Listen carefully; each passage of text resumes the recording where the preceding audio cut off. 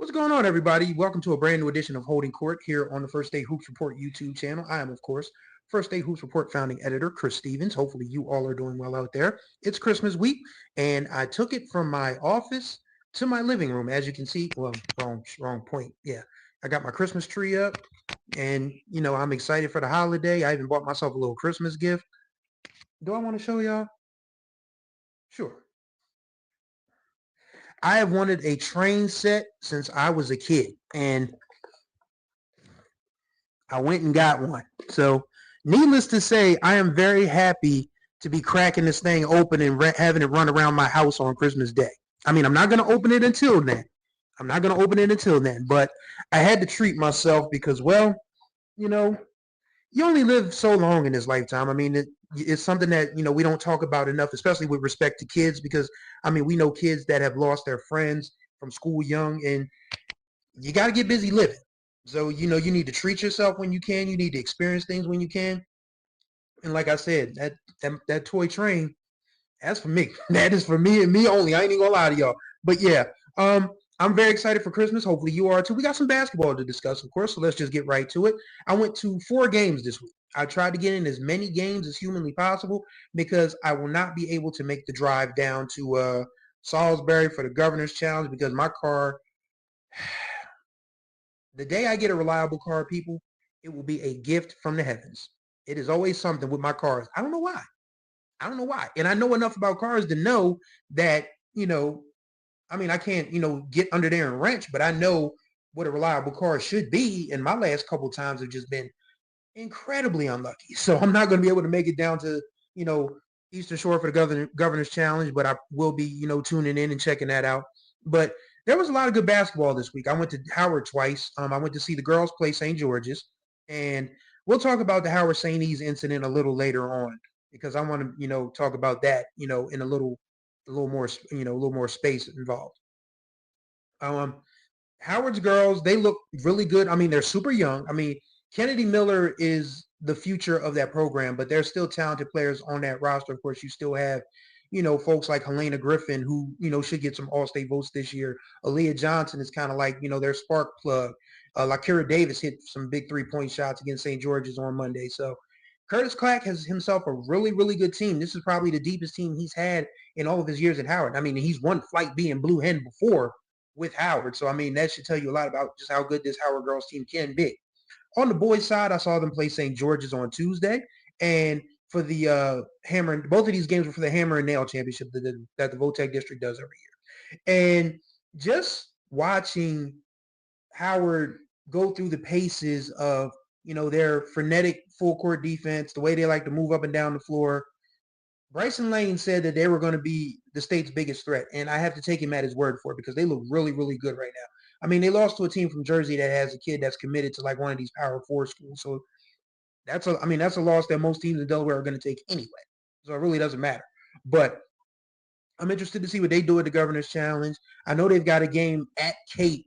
I want to say it's either the 6th or the 10th of January, either one of the two. But I know it's coming soon, and I'm very much looking forward to that, even though, again, I'm not going to be able to drive down to Lewis. But I'll be able to, I'm sure the good folks at Delmarva Sports Network will find a way to, stream it. So I'll watch that way. But I also went to go see the game of the week for me, and the game of the year so far was Smyrna Caravel girls. And this told me more about Smyrna than it did about Caravel, because we knew Caravel was going to, go through some growing pains after Speedy, Cherish, and Jordan Tate all graduate. We knew that was going to be, something that Coach Banks and his staff was going to have to work through replacing. And I mean, they've got some good kids. I mean, Amani Sutler came from Dover. She's really good. Mackenzie Hunter still knocking down shots. Bryson Strickning is their, force in the middle right now. But that team just needs some more time to coalesce and gel and get together. Smyrna, meanwhile, we're not talking about them as a Final Four team enough, and we should be. And you probably think, Chris, you're crazy, because you got Sanford, and we'll talk about Sanford in a minute because I saw Sanford on Friday. The reason there's no highlights from that Sanford game because my stupid camera battery. Ugh. But anyway, so you're probably thinking, Chris, you know it's usually a private school thing for the girls in the Final Four. It's going to be Sanford. It's going to be Smyrna. I mean, it's going to be Sanford. It's going to be St. Elizabeth. It's going to be Caravel. It's going to be Ursuline. It could be Padua. And you're right. It could be either one of those 5. But I'm telling you now, Smyrna has what it takes to get to the Final Four. You heard it here first. If you had to make me pick 2 public school teams that I would bet my last on that they could get to the Final Four, Smyrna and Howard girls are the 2. Absolutely. Absolutely.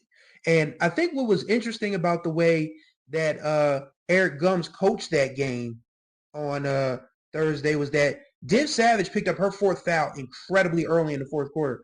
And I was like, oh, man, it's going to be a rough one.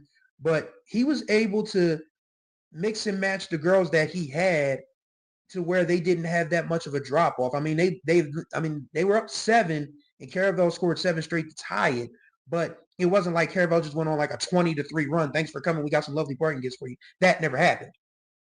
So, the way that Eric Gums and his coaching staff was able to steal those minutes while Div was on the bench was incredible. And you got, again, Amaya Ellerby is their only senior, and a 9th grader had the 2 biggest plays of the game for Smyrna.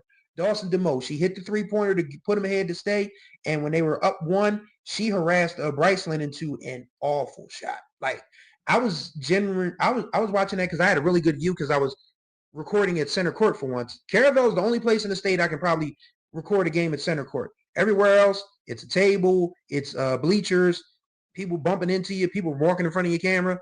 Caravel is the only place I can actually record a game center court going this way. And I'm appreciative of Caravel for that. But yeah, I had a good look at that. And Dawson was all over Bryceland, and I was just like, that's not the shot you want. And unfortunately, it didn't work out for Caravel, but it told me a lot about just how great of a coaching staff that Eric Gums, his wife Danielle, and everyone else on that staff is doing. And just how determined that these kids are to succeed. Yeah, they lost a tough one to Cape, but everybody else has just been getting their doors kicked in by Smyrna for the most part. I mean, the Caravel game was closer, but everybody else has just been like, getting that Eagles mess them up, But yeah, I like that Smyrna team a bunch. I mean, I've liked that Smyrna team since the Gums family took over because they know what they're doing. I mean, it was ironic because Eric Gums is the dude who led Caravel to their only boys championship in 2008, and of course, his wife Danielle, she was a double machine at UD. So, I mean, those 2, they know ball. They know ball, and they know how to coach ball too. So that Smyrna team is going to give teams fits. I mean, that rematch down in Lewis is going to be something special. I think they're going to be much more prepared this time. I mean, we got to give Cape their props too. I mean, Amalia Fruckman and her teammates have done a really good job of, picking up where they left off last year because they started slow last year and then got hot towards the end of the regular season and in the state tournament and gave Sanford fits in the second round.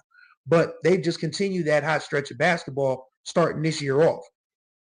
So that game is I don't know if the Henlopen still does like a 1-game playoff, but if Smyrna wins that game, I would love to see them, play it off for the Henlopen North Championship and then play whoever comes out of Henlopen South. If you had to make me pick who's coming out of Henlopen South for girls, I think ECS is going to do it this year. I mean, Marsha Brown, she's already scored her 1,000th point. They've got some young kids that can, play well enough around her to where the Henlopen South isn't incredibly imposing. Smyrna, Seaford graduated a lot of kids. Delmar has a new coach.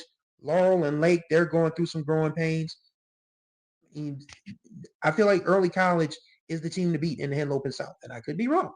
But I think Early College is the one that wins the Henlopen South this year on the girls' side. But yes. And then I did go see Sanford DMA girls on Friday. We pretty much knew how that game was going to go, but it was just unfortunate because DMA has just been hit by injury after injury after injury. Injuries I can't even, because I have good because I have good relationships with the coaching staff. I'm not going to, disclose, but they have had some injury bug problems, and 2 girls got hurt in the first 5 minutes on Friday. So this is probably, I hate to say it, it's probably a lost year for DMA at this point on the girls' side. But Coach Brown, Coach Johnson, Coach Huntley, the rest of that squad, they're going to get it together. I mean, it's just probably going to take a year or so to, get, the game plan down, a couple extra players or whatever. But yeah, it was looking rough. And I mean, it was going to look rough because hello, it's Sanford. I mean, and Sanford just has not just talent, but talent at every position.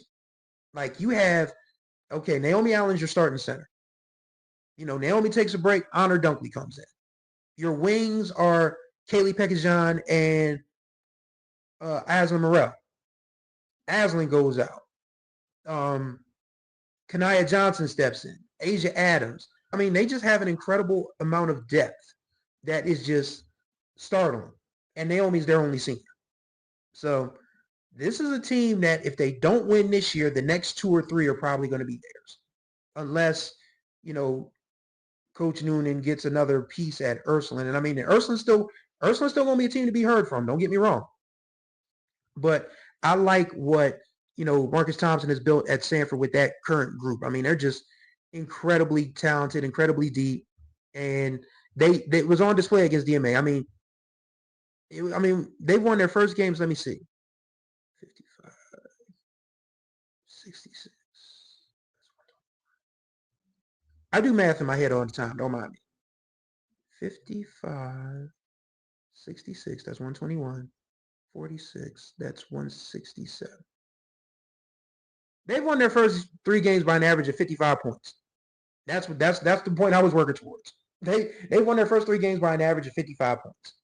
So, I mean, granted, it's St. Andrews, it's Tower Hill, it's DMA.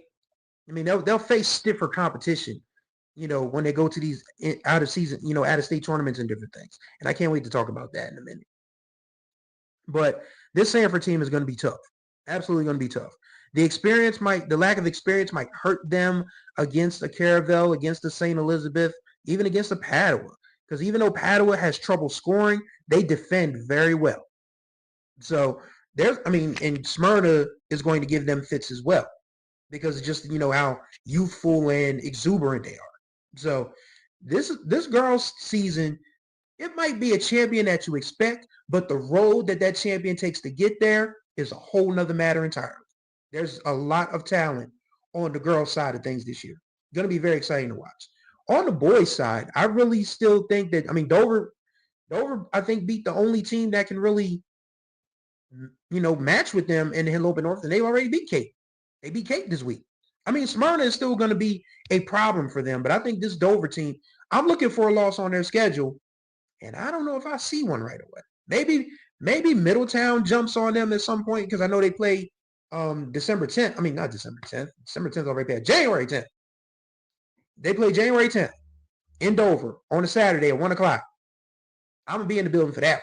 Even if I got to, drive the back roads and all of that stuff. I will be there. But yeah, that Dover Middletown game is going to be some good bump. Make no mistake about it. And other than that, I don't know where a loss for Dover comes in unless they just totally go out to lunch one day and say, all right, you know what? We don't need this one. But I don't think Steph Wilson will let his kids do that. So this Dover team is going to be good money all the way up until and probably through the state tournament. I mean, again, I picked Dover at the beginning of the year. I'm a Howard guy. I still think Middletown has a good chance. Sal's, you can't discount them. But that Dover team, man, they just look like gangbusters right now. I just don't see who knocks them off convincingly. I mean, this is a Dover team that you cannot just, go up 1 or 2 in the fourth quarter with like 3 minutes left and think, well, man, we got it made. No, you don't. No, you don't. St. George's learned that lesson the hard way last year in the Final Four. Forgot about St. George's. I mean, Josh Obior is averaging like 27 points a game already. So, Tatnall, we're going to hear from Tatnall because I think those guys working around Mace Collins are going to get better as the season progresses. Sanford's the defending champion until somebody beats them. Overall, it's pretty much too early to start talking who the best in the state is, who's going to win the whole thing, because we don't know what's going to happen leading into March. God forbid, injuries, grades, or teams just forget how to play basketball. Because that happens sometimes. Basketball is a game of runs, not just within the game, but within the season. There'll be some games where you look like the best team in the state, and then other games where you just look like, yo, who are we? So, I mean, that happens a lot. I mean, that's the beauty of basketball. And that's why I'm really against splitting up the state tournament because you need like 25, 30 players minimum for a good football team. You need 3 to 5 for basketball tops. Tops. Because you can get a starting 5 and a couple of people on the bench who just don't burn the store down and win a state championship. I've seen it happen. I saw it happen with Tyra Hill in 22. Back in my day when Brandywine won it in 98, they had the two big boys, Teron and Reggie, but that was a role player dominated team around those two biggins. But those two biggins were big enough. But, you don't need 12 all-stars to win a state championship in Delaware. You don't. Now, do some schools get more all-stars than others? Of course. We've discussed this many times before. But I'm not going to sit here and pretend that splitting up the state tournament is the best thing for Delaware, because it's not. And I'm going to just keep talking about this, even though it's allegedly it's already a done deal, according to some folks. I hate it. I think it sucks. I don't like it. And the kids and their parents aren't going to like it either, because who wants to play for a split championship? I can tell you now, kids have been leaving Delaware en masse over the last few years. That number is only going to increase. Only going to increase. But yes. So everyone, so yes, we have to talk about the Howard Sainey's situation on the girls' side. If you guys missed it, there was some altercations in that game on Thursday that resulted in the game being stopped with about a minute or so left. There's no guarantee, or there's no word of whether they're going to make it up, forfeit, schedule, reschedule, whatever. But I do think that because I've heard I talked to a Sainey's parent. So and this parent has full anonymity with me, because again, I'm not one of these people who has to go out and say, oh, wow, I know this person, I know that person. No, you just talk to people during the course of, your travels, and they trust information in you. And it would be foolish of me to name names at this point or any point. But yeah, I talked to a Sainey's parent. I've talked to a couple of other folks, and there was a lot of blame to go around on both sides. But mostly the blame lied with the referees, and I'm going to make a point here. The refereeing situation here in the state is dire because the lack of formal training as respect to there being two different games. The girls' game and the boys' game are two totally different things. Yes, the kids are in the same generation, but girls, they're more aggressive than the boys at this point at this stage in the game, because they have to be. Because if we're gonna, if girls basketball and women's sports are gonna grow, they have to, play hard. They have to get tough. They have to be physical. Boys. I'm not saying boys basketball isn't physical. Oh my God, I'm not saying that. Don't get me wrong. But it's not just a point where these dudes are just like bumping off each other or whatever. I think what bothers me the most is that these kids talk. They yap.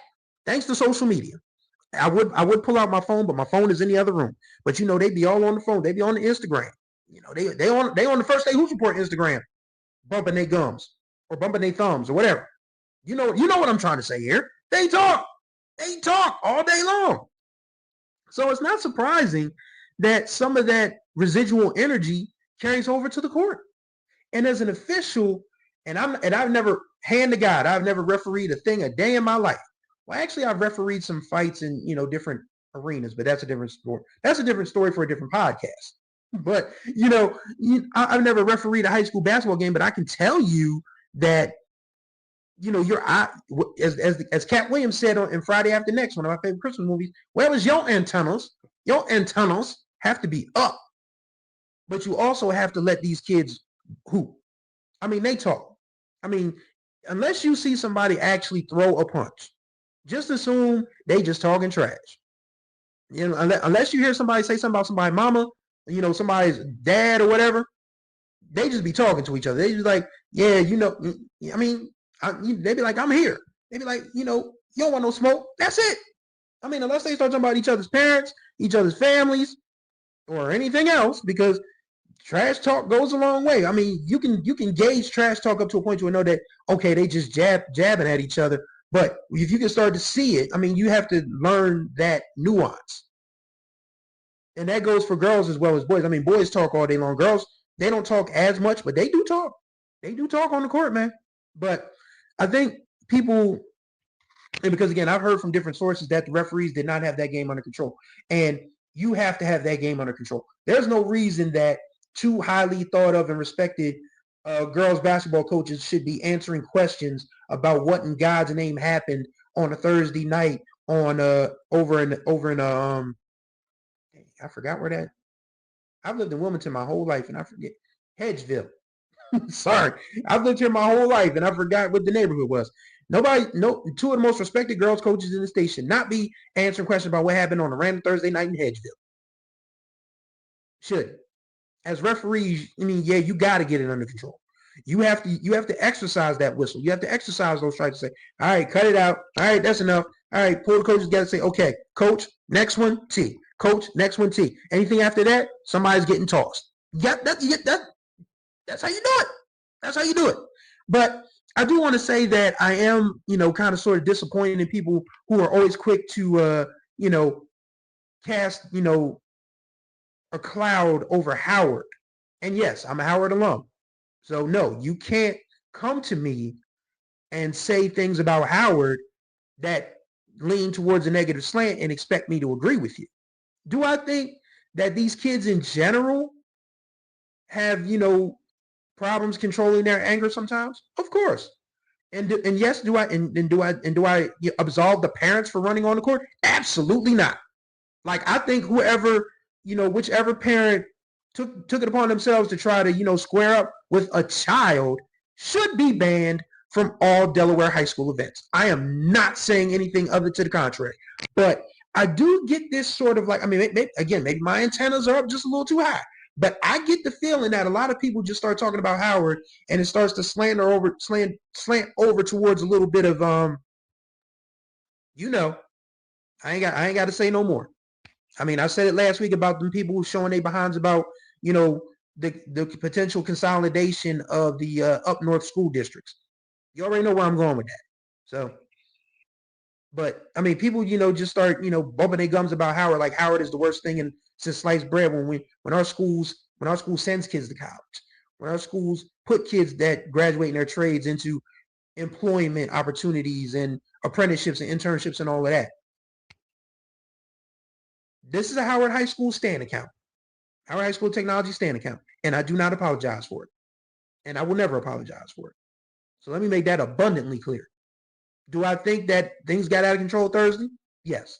Am I going to sit here and just let people down, talk down on Howard? No, I'm not. Sorry. I mean, if you were looking for an amen corner, you might find one somewhere else. You won't find one here. That's all. But yes.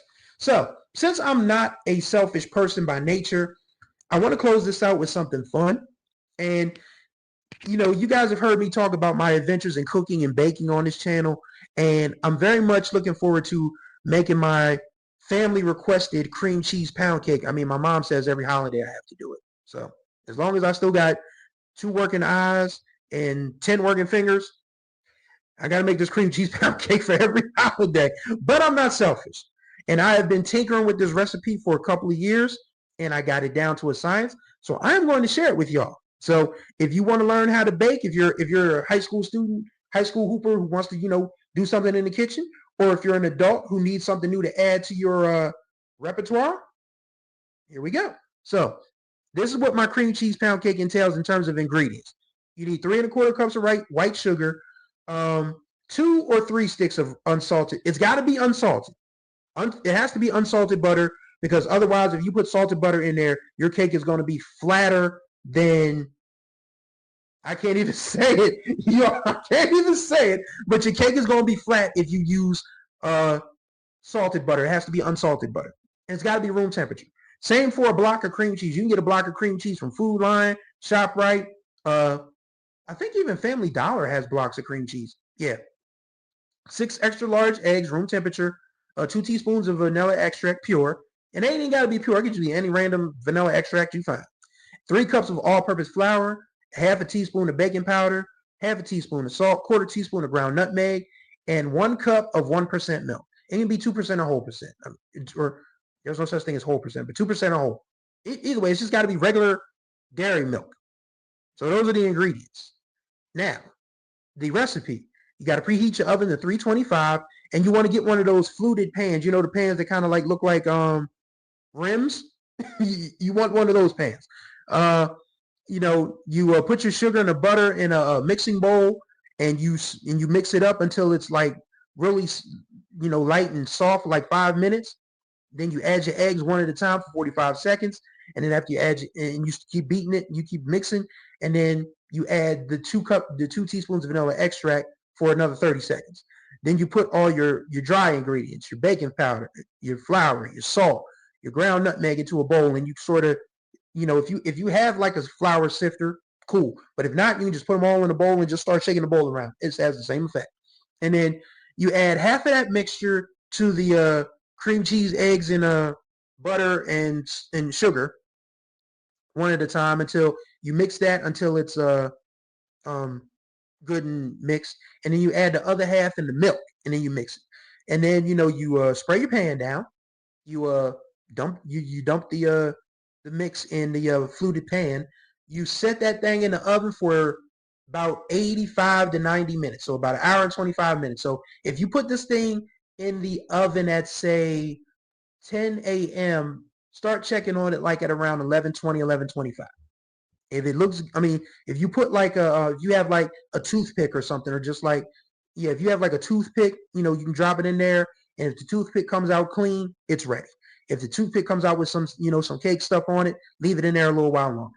You want that toothpick or whatever you put in that cake and pull out clean. And then when it's done, you let it sit and cool for about 15, 20 minutes. Then you turn it over, and then you let it cool some more. And then that's when you start cutting it, and you can serve it at your leisure. And important to note, you do not need icing for this pound cake. If you want to put icing on your pound cake, you can. But the pound cake is going to be sweet enough by itself. So if you guys are interested in that, if you want to follow, you can follow First State Hoops Report for basketball, and I guess baking tips now. Hey, it's full service around here. But yes, that is going to do it for this edition of Holding Court. Greatly appreciate y'all as always. Contact information will be in the description below. If you're new to the channel, be sure to subscribe and tap the notification bell, because when we go to these games and my camera's working correctly, I do post highlights the night of games. So you'll be able to check out those highlights 2 or 3 minutes at a time each game. And also, don't forget to like and comment on videos like Holding Court, because that helps the channel grow. So people can see like, wow, what's the discussion on high school basketball in Delaware? That helps. So thank you guys for watching. I hope y'all have a wonderful holiday season. Are we going to do a Holding Court next Sunday? I'm not sure yet. But if we do, you guys will know. So thank you guys for watching. And until the next time we speak, y'all take care of yourselves and each other. Merry Christmas.